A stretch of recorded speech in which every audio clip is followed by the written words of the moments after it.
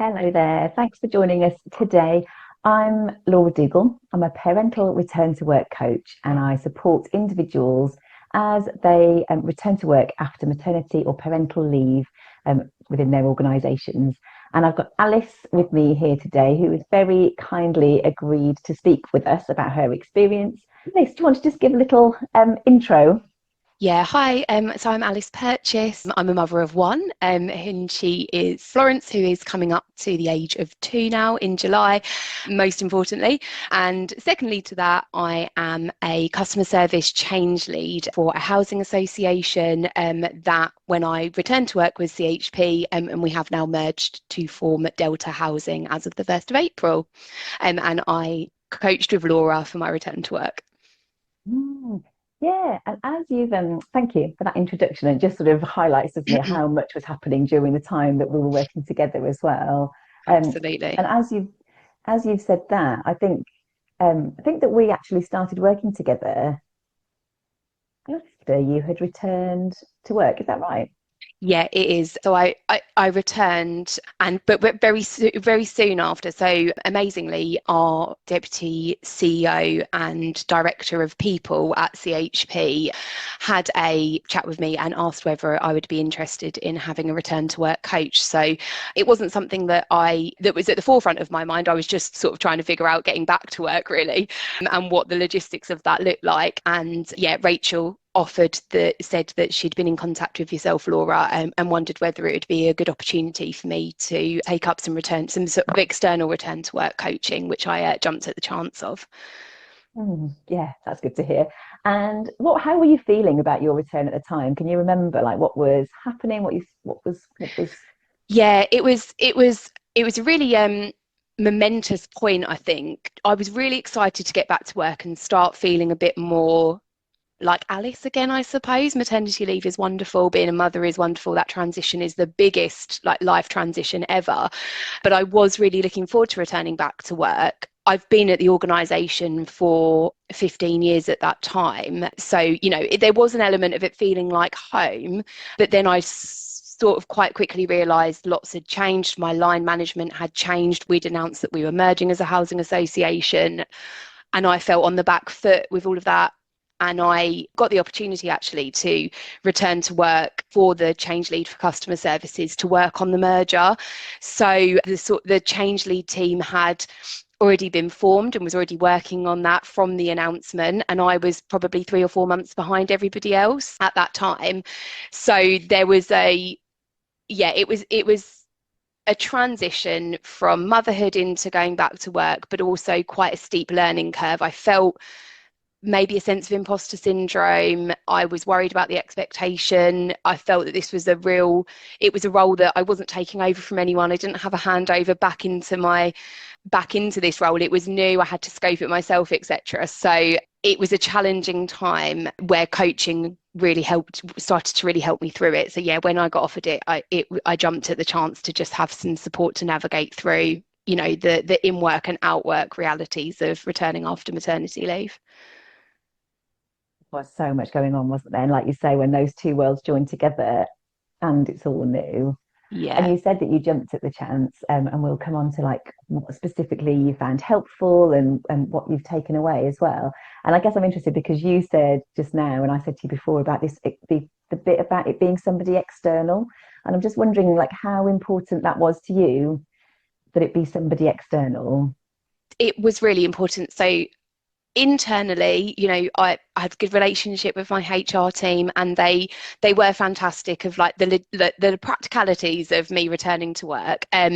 What external coaching gave me was a safe space. I felt as a safe space, and also no preconceived judgment. No, you didn't know who I was talking about, the situations I was navigating. So, it felt really like a safe environment, but you brought some really calm, measured perspectives to me through the coaching that someone internally that probably, that worked in internally knew what we were going through. We're going through their own challenges. Merger announcement puts everybody on, a a funny footing really of feeling like change is coming, etc.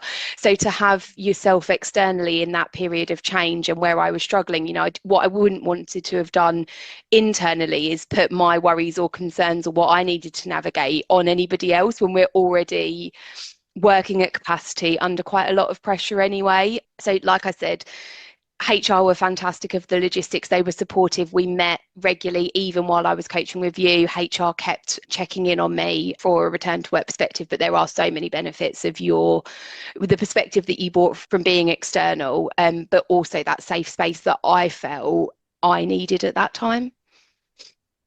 That's such a good point, isn't it? I think it's almost that I really believe that it's really beneficial to have somebody external as a coach rather Yeah, than internal, and particularly like you were saying, in sort of high stress and everyone's at capacity. So you're not, it might hinder what you're able to bring because you're yeah, thinking, oh, I don't want to put that onto them. And I know that there's all the internal dynamics going on. And yeah, they also might bring their own like perspective on, oh, Alice, all you got to do is this, this, and this. And they've got their own view, yeah, although it might be with the best intentions. So that's really interesting to hear that as well. So yeah, thanks for that. And then thinking about the sessions that we had, I think we had 8 sessions together yeah. in total. We started with 4, didn't we? And then we extended and did another 4. What's the most helpful thing about those sessions? There's so many to reflect on, so it's really hard to tie it up in a sort of just an answer to that question. There were some really standout moments, and we really went beyond just navigating a return to work. I just remember having this light bulb moment with you, and I remember your wording to me, and we'd come off of a call, and we'd gone quite deep into really how I was feeling and my emotions, and and there was tears, and that happens, and a safe space to do that, but having the time to really reflect about what I need or how I was feeling, what I was navigating personally at the time outside of work, but also internally inside my work, and how I was feeling in that imposter syndrome environment, not having a lot of confidence. And I just had this turning moment, and there's thing just where you challenged back really in a really calm and comfortable way in saying, like, what do you need? If I asked you what you need, Alice, at this time, and no one's ever really asked me that before, so it was a really emotional, that was a really emotional time for me.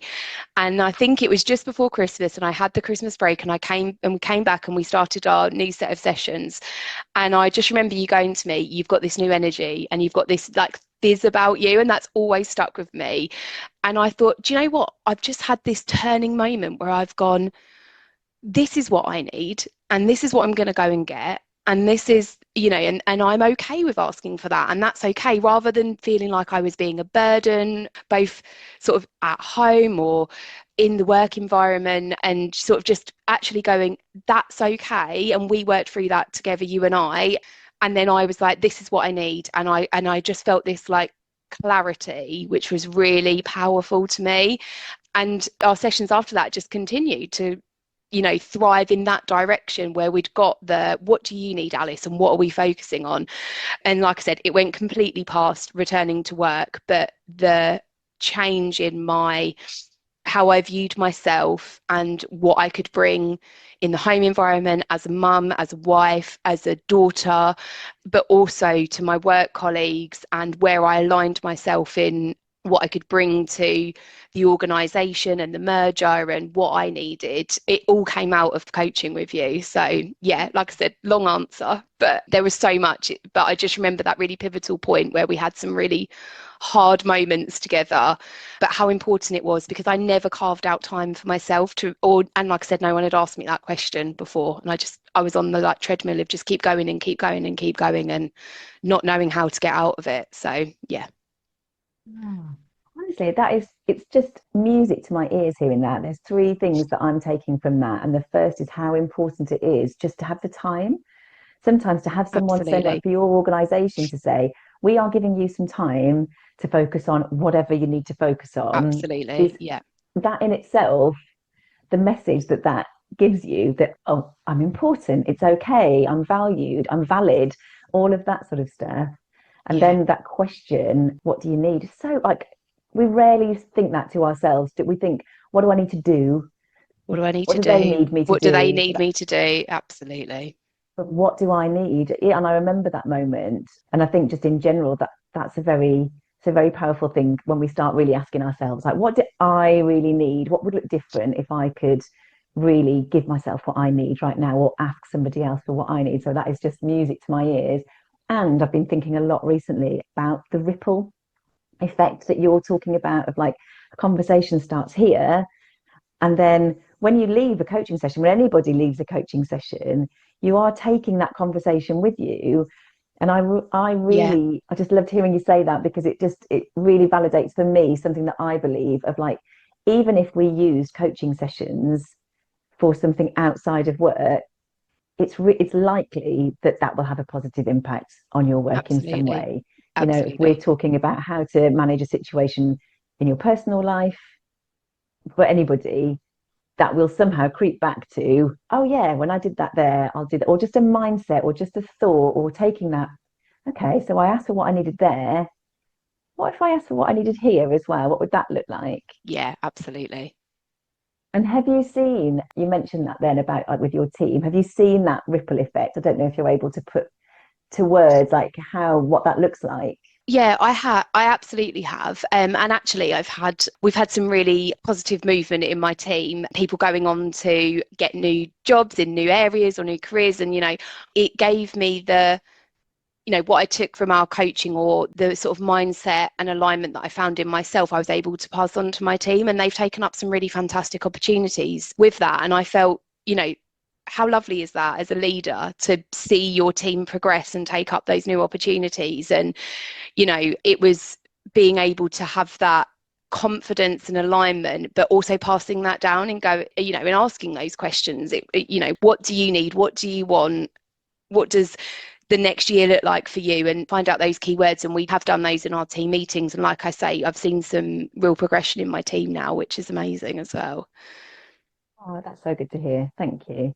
What would you say then to anybody who was in a similar situation? Somebody is being offered return to work coaching as part of their return from maternity leave, and they're a bit on the fence, or they're like, oh, I don't really know what that is. What would you say to them?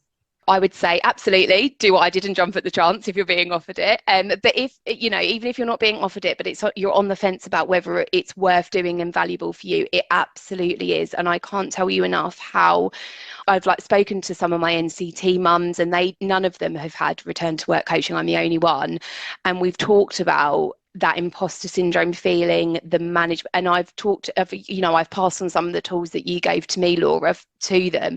And all of them have been saying to me, God, I really would have loved that. And how valued you must be at your organisation for someone to be offering you that support, etc., which I absolutely feel. So I think what I would say is it's really valuable. Have the chemistry call with Laura that she offers, and just see whether you click, and see whether because that for me was another point of going, yeah, this is a great person that I will be able to work with. And I think it's really important in that transition. Don't think about it as just, oh, I've returned to work and I'm okay. Like we said, those conversations expand, and it's really just about you having the time and the space to think, build your confidence, talk to somebody externally who's completely impartial and is just there for you and no one else, no other agenda, but just for you to find your confidence, or navigate through some of these situations that I didn't even know we were going to talk about or were even going to come up. So yeah, I think as someone that I put a lot of pressure on myself to be the best, or I put that pressure on myself, and actually what I've realized is having the time and space to really focus on what I need and not just what I am to everybody else was really important. So I think, yeah, absolutely give it a go. And we ended up extending, didn't we? So we doubled the amount of sessions we had because it was becoming so valuable. So yeah. Yeah, I think there's something in there as well about not not knowing what you're going to talk about No, sometimes. no. And it's sort of, that's where I see the sort of coaching work that I do is quite different sometimes from like leadership coaching or exec coaching, in that there isn't an agreed from the organization, or there isn't an agreed objective. We're doing this to get from here to here. Yeah. And although we do contract for a, what do we think we might be working on? I think point you just made there about, like, we had some conversations I didn't even know we were going to have. And I think, and that's okay. Like Yeah, that's what happens. And that's sometimes where if it's going there, that's where you need to go, and that's yeah, okay. absolutely. Yeah. Thank you so much, Alice. Is there anything else that you would like to say before we wrap up our conversation? I think just thank you is probably the biggest thing. Thank you. I feel in such a different headspace to when we first started working together, like back in August. I think really importantly, it's not just about managing that transition back to work, it's how we started working together. But what it's done for me is set myself up to succeed in a more sustainable way and put in those resources that you've given me and those thought moments and those pause moments. And it's really given me clarity in like the direction that I want. So for me, it's just a big thank you. Oh, thank you. Thank you. I always think that as well. Thank you for coming to sessions and being open and talking and bringing stuff. It takes a lot of guts to do that as well, doesn't it? And Yeah, it takes a lot of the sort of reflection and really thinking about what's going there. So yeah, thank you. Thank you too. Bit of a mutual. yeah, Thank you. absolutely. Thanks so much for your time, Alice. Thank you. Bye. Bye bye.